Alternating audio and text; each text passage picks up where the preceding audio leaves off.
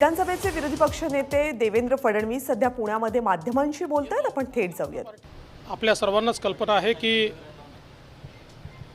स्वप्नील लोणकर MPSCचे विद्यार्थी यांची अतिशय दुर्दैवी अशा प्रकारची आत्महत्या झाली आणि त्यानंतर विरोधी पक्षनेते प्रवीण दरेकर त्यांच्या घरी भेटायला गेले होते आणि एकूणच त्यांच्या घरची सगळी काळजी इतक्या मोठ्या प्रमाणात कर्ज उरावर आहे आणि हाताशी आलेला मुलगा आता नाही, ही सगळी परिस्थिती पाहता तात्काळ त्या ठिकाणी प्रवीण दरेकरांनी निर्णय केला की आपण त्यांचं कर्ज जे आहे ते फेडलं पाहिजे आणि त्या दृष्टीने त्यांनी पुढाकार घेतला।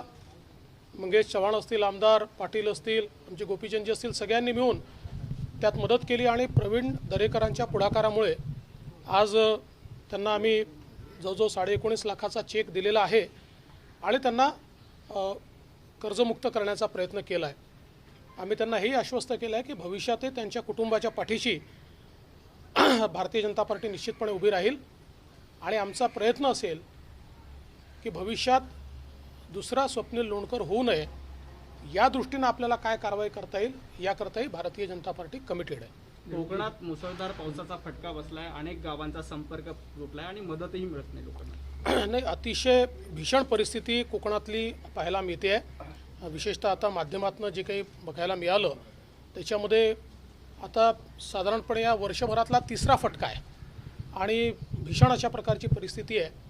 मला असं वाटतं की मागच्या 2 वेळेची मदतही कोकणवासियांना मिळालेली नाही, पण आता तर तात्काळ मदतीची आवश्यकता आहे। सरकारने त्यात लक्ष द्यावं आणि जेवढ्या टीम्स पूल करण्याची आवश्यकता असतील, जेवढे त्या ठिकाणी उपाययोजना करण्याची आवश्यकता असेल त्या सर्व उपाययोजना तात्काळ सरकारने कराव्या अशी आमची विनंती है। हिंदी में जानना चाहेंगे देवेंद्र जी, जिस तरीके से स्वप्निल लोणकर को आप लोगों ने मदद की और जिस बैंक का कर्ज माफ़ कर रहे हैं, बताया जा रहा है वो बैंक कहीं न कहीं शिवसेना का है या फिर सरकार को जो चीज़ करनी चाहिए वो नहीं कर पा रहा।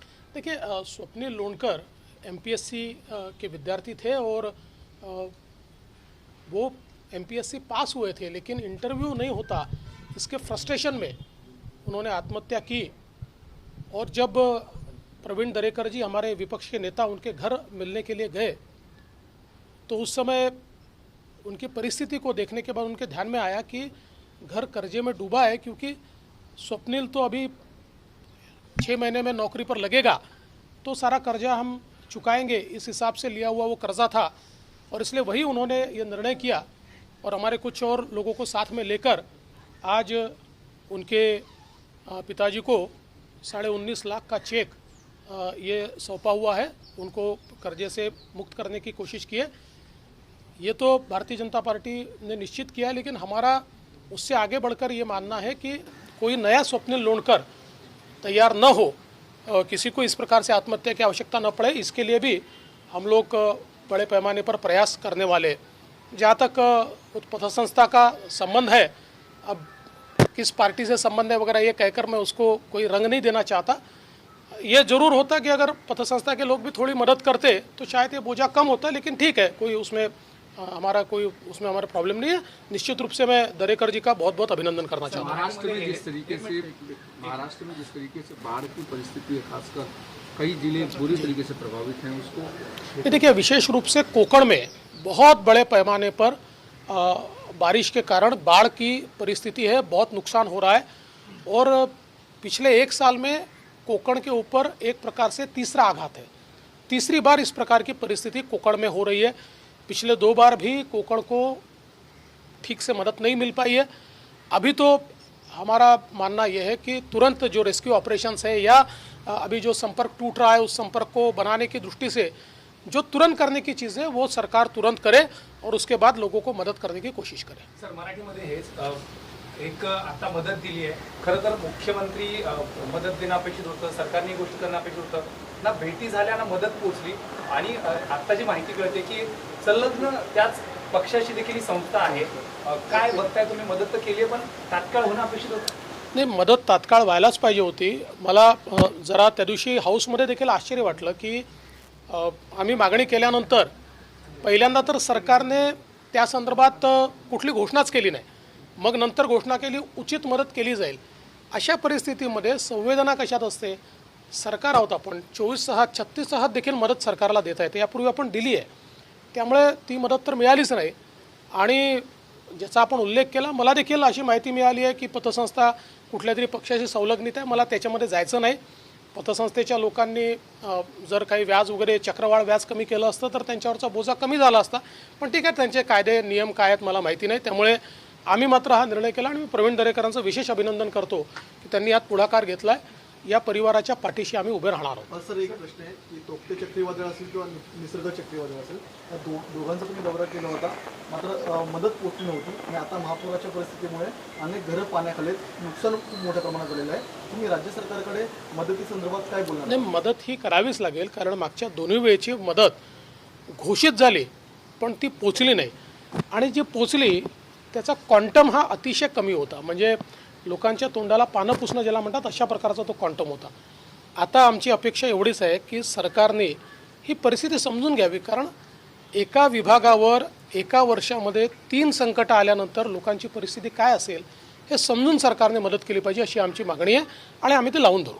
सर, विजय कुमार समिति ने जो रिकमेंडेशन दी है कि जगदीश शिवाजी तकरीबन 1000 कार्यों की जांच की जाए, देखिए इसमें से 650 कार्यों की जांच जब हमारी सरकार थी उसी समय हमने दे दिए थे.